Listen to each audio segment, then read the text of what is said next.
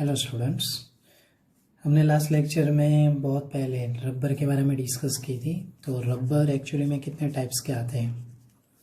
तो first one is natural rubber, second one is vulcanise rubber,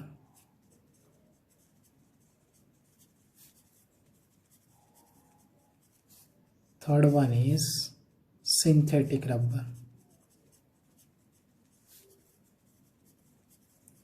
तो इन तीनों rubber में से हमने सिंथेटिक रबर के बारे में ऑलरेडी डिस्कस कर चुके हैं, जैसे कि बुनायन है, बुनायस है, नियोप्रीन है या बुनायन टाइप थे।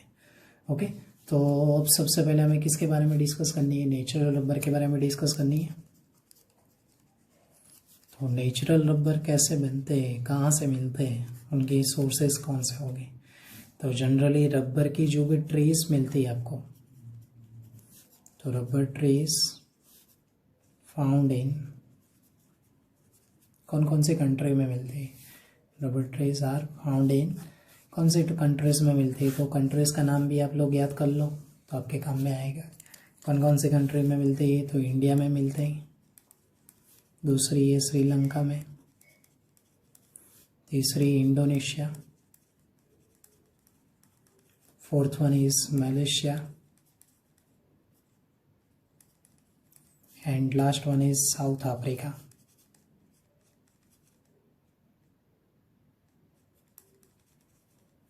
ओके, तो ऐसे वेरियस कंट्री में आपको देखने को मिलता है। तो वापस बोल रहा हूँ, India, Sri Lanka, Indonesia, Malaysia, south Africa, ऐसे वेरियस कंट्री में आपको देखने को मिलता है। तो नेचुरल रबर के ट्रीज के डायरेक्ट ऐसे ट्री हो गए कि वहाँ से आप रबर तोड़ के लाते होंगे, तो ऐसा नहीं होगा। तो जनरली आपको सबसे पहले क्या देखने को मिलता है? तो जनरली आपको क्या करना है, तो कि by making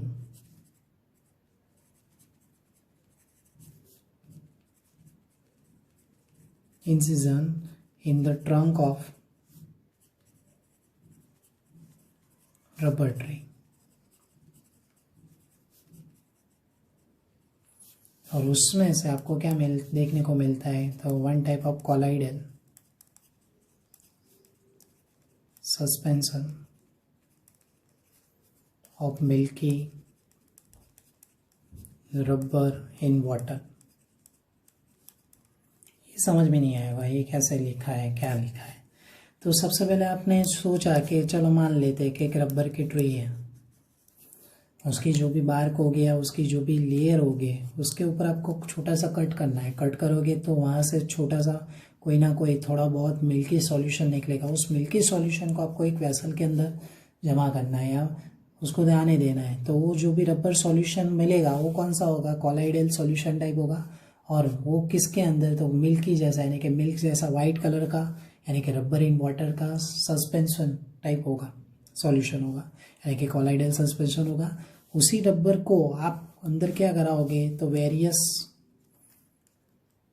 chemical and physical reaction कराओगे। उस रिएक्शन के थ्रू आपको एक और चीज़ मिलेगी, उस और चीज़ का नाम आपको खास करके हर एक बच्चे को याद रखना है। उसको आप बोलते हो रबर लेटेक्स। कौन सा बोलते हो? रबर लेटेक्स बोलते हो, जिसके थ्रू आप उसके ऊपर से भी और एक क्या कराओगे? तो various chemical and physical reaction कराओगे। तो उसमें से आपको कौन सा मिल जाएगा? नेचुरल रबर मिलेगा। यानी कि सिंपल लैंग्वेज में बोल देता हूँ, जो भी मिल्क सॉल्यूशन मिला वो one type of rubber latex था, उसके ऊपर आप क्या करवाते हो? Various chemical and physical reaction करवाते हैं। तो आपको लास्ट में कौन सा मिल जाता है? Natural rubber. तो ये सारी जो कंट्रीज़ में आपको क्या उसके ट्रीज देखने को मिलेंगे, वहाँ पे आपको उसके बाद पे या incision of the trunk of rubber trees. Okay, तो वहाँ से आपको कोई ना कोई मिल्की सॉल्यूशन मिलेगा। उस मिल्की सॉल्यूशन को आप कौन सा नाम देते हो? Rubber latex. और उसमें से वेरियस केमिकल प्रोसेस के थ्रू आप क्या बना देते हो? तो नेचुरल रबर। तो जनरली नेचुरल रबर के मोनोमर की भी बात बहुत सारे लोग करेंगे, तो याद रखना है उसके मोनोमर का नाम होगा आइसोप्रीन। कौन सा नाम होगा? आइसोप्रीन। बोलो, याद रह जाएगा हर एक बंदे को। आइसोप्रीन का एक्चुअली में आईबीएस नाम क्या होता है? तो कि 2 मिथाइल ब्यूटा 1,3 डाइन। कौन सा नाम होता है? 2 मिथाइल ब्यूटा 1,3 डाइन। जिसको आप एक्चुअली में क्या बोलते हो, तो कि ये आइसोप्रीन को ही आप आगे जाके क्या बोलोगे, तो 1,4 पॉली आइसोप्रीन बोलोगे, जो एंड टाइम तक आपका जुड़ता जाएगा। और उसका ये आइसोमेरिज्म के अंदर, जियोमेट्रिकल आइसोमेरिज्म के अंदर बात करनी जाएगी, तो आपका कौन सा सीस 1,4 पॉली आइसोप्रीन आपको नेचुरल रबर कहलाया जाएगा। समझ रहे हो मेरी बात। 1,4 पॉली आइसोप्रीन का ये जियोमेट्रिकल आइसोमेरिज्म के थ्रू, यानी कि जियोमेट्रिकल आइसोमर्स हो गए, उसमें कौन सा नाम देना है, सीस 1,4 पॉली आइसोप्रीन। तो ये 2-मिथाइल ब्यूटा 1,3-डाइन कैसे काम करता है उसके बारे में अभी अब डिस्कस कर रहे हैं, तो उसके बारे में आपको देखना है। तो जनरली यहाँ पे देखना, सबसे पहले मैंने नाम क्या लिखा था, 2-मिथाइल ब्यूटा 1,3-डाइन लिखा हुआ है। तो उसके बारे में सबसे पहले आप लोग देख लीजिए कि कितने कार्बन करने पड़ेगी, 4। ओके, उसमें भी सेकंड कार्बन पे आपको क्या करना पड़ेगा, मिथाइल, और पहले और तीसरे कार्बन पे आपको क्या चाहिए, डबल बॉन्ड। बाकी क्या आप हाइड्रोजन सेट कर सकते हो, CH2 होगा, इधर CH2 होगा, इधर CH होगा। तो यहाँ पर ज़्यादातर बंदे लोग देख सकते हैं 1, 2, 3, 4। सेकेंड कार्बन पे आपको क्या देखने को मिल रहा है, मिथाइल। उससे भी ज़्यादा एक अच्छी वाले पॉइंट आपको देखना हो तो देख लो, पहले और दूसरे कार्बन के बीच में क्या देखने को मिल रहा है, डबल बॉन्ड। और तीसरे और चौथे कार्बन के बीच में भी क्या देखने को मिल रहा है, डबल बॉन्ड। यानी कि डबल बॉन्ड की मैं जनरली बात करने जाऊँ तो मुझे कौन कौन सा कार्बन के बीच में देखने को मिला, C1 एंड C2, एंड दूसरा कौन सा है, C3 एंड C4। ये जो भी डबल बॉन्ड थे उनको आपको क्या करना है, ब्रेक करना है।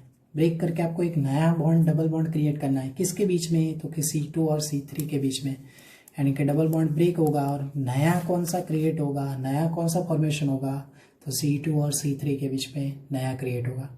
तो इस तरह आपका कौन सा स्ट्रक्चर बन जाएगा। तो आप लोग देख सकते हो मेरे लिए कौन सा, तो कि डबल बॉन्ड जहाँ पे भी दिख रहा है वो आपको ब्रेक करके यहाँ पे डबल बॉन्ड क्रिएट करना है। तो देख लो CH2C, इधर डबल बॉन्ड क्रिएट हो जाएगा CH, और इधर CH2, यहाँ पे तो CH3 था ही। तो आप लोग हर एक बंदे ने देखा होगा 1, 2, 3, 4। तो क्या देखने को मिला, C2 और C3 के बीच में डबल बॉन्ड आपको देखने को मिल रहा है। तो इसको ही आप एंड टाइम तक रिपीट कर सकते हो। कैसे रिपीट कर सकते हो, तो देखते हैं। चलो C2 और C3 को मैं रिप्रेजेंट कर रहा हूँ, देख लिया। बोलो, इनकी और इनकी रिएक्शन हो रही है। तो यहाँ पे मैं बोल रहा हूँ वापस, मुझे कौन सा टाइप का चाहिए था, सिस टाइप का, यानी कि दो सेम फंक्शनल ग्रुप को एक ही साइड में रखने हैं। तो देख लो CH2 और ये CH2 को मैंने एक ही साइड में रख दिया। बाकी जो बचे कार्बन के पास उसको आपको अलग अलग सेट करना है।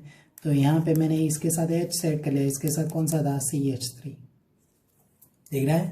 और इस CH2 की भी एक पॉसिबिलिटी थी, इस CH2 की भी एक पॉसिबिलिटी थी, वो हमने यहाँ पे रिप्रेजेंट कर ली।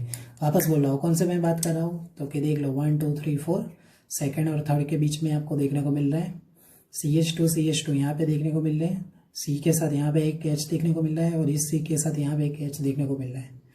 तो इसी तरह आप देख सकते हो कि C2 और C3 के बीच का डबल बॉन्ड यहाँ पे, बाकी सारे उसके साथ आपने कनेक्ट कर लिए। तो ऐसा ही एक और स्ट्रक्चर अपने क्रिएट कर रहे हैं, देख लीजिए।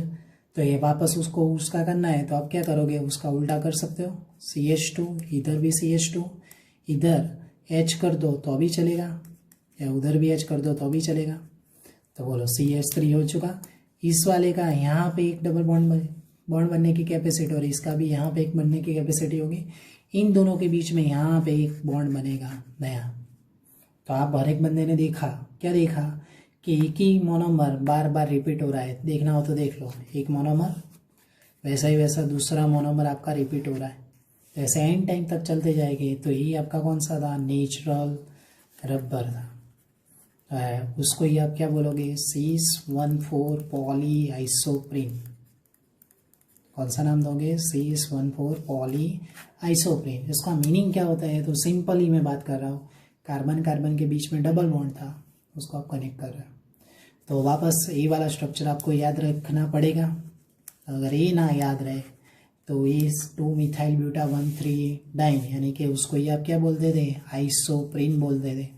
वो कम्प्लीटली आपको याद रहना चाहिए। कई जगह पे कुछ करके MCQ में भी पूछा जाता है, तो उस बात पे, उस टॉपिक पे आपको ध्यान रखना है। वापस C2 और C3 के बीच में सीस फॉर्म में आपको उसको ईजिली क्रिएट करना है। तो हर जगह पे आपको याद रखना है। कौन सी एक और बात भी याद रखनी है, एमसीक्यू में पूछी जा सकती है। C1 C2 C3 C4 के बॉन्ड आप ब्रेक करके नया कौन सा बॉन्ड क्रिएट कर रहे हो C2 और C3 के बीच में। साथ ही साथ में उसकी प्रॉपर्टीज़ के बारे में भी अपने डिस्कस कर रहे हैं। तो प्रॉपर्टीज़ में सबसे पहला पॉइंट कौन सा याद रखोगे, तो नेचुरल पॉलीमर है। कौन सा पॉलीमर है, नेचुरल पॉलीमर है। दूसरी उसकी बात करने जाएंगे तो दूसरा उसका पॉइंट कौन सा याद रखना है, तो उसके अंदर इलास्टिक प्रॉपर्टीज होगी। वो बात आपको याद रखनी है। तीसरे पॉइंट की मैं जनरली बात करने जाऊँ तो इलास्टिक प्रॉपर्टी कितने टेम्परेचर में मेंटेन रहेगी, तो टेम्परेचर भी आपको याद रखना है 273 केल्विन टू 335 केल्विन, यानी कि 273 से 335 केल्विन तक उतने टेम्परेचर में मेंटेन रहेगा। अगर ये टेम्परेचर मेंटेन नहीं रहा तो क्या होगा, तो उसके बारे में आपको याद रखना है। अगर मैं टेम्परेचर लेस देन कर रहा हूँ तो याद रखना है, टेम्परेचर की मैं बात करने जाऊँ तो टेम्परेचर के बारे में दो केस में लिख रहा हूँ, लेस देन 273 केल्विन। तो एक बात ऑलवेज याद रखनी है, जो भी आपका नेचुरल रबर होगा वो ब्रिटल हो जाएगा, यानी कि इजीली आप उसको ब्रेक कर पाओगे। एंड दूसरी बात आपको उसकी कौन सी याद रखनी है, तो याद रखने जैसे ये, अगर टेम्परेचर में हायर कर रहा हो, हायर देन 335 केल्विन, तो क्या हो जाएगा, तो याद रखना है वो वन टाइप ऑफ फ्यूजिबल हो जाएगा। फ्यूजिबल मीन्स मेल्ट हो जाएगा अपने आप। ओके, तो ऐसा भी हो सकता है। उसके अलावा उसके अंदर एक और प्रॉपर्टीज आपको लोगों को, हर एक बंदे को याद रखने जैसी है, उनकी वाटर एब्जॉर्बिंग, कौन सी बात कर रहा हूँ, वाटर एब्जॉर्बिंग कैपेसिटी।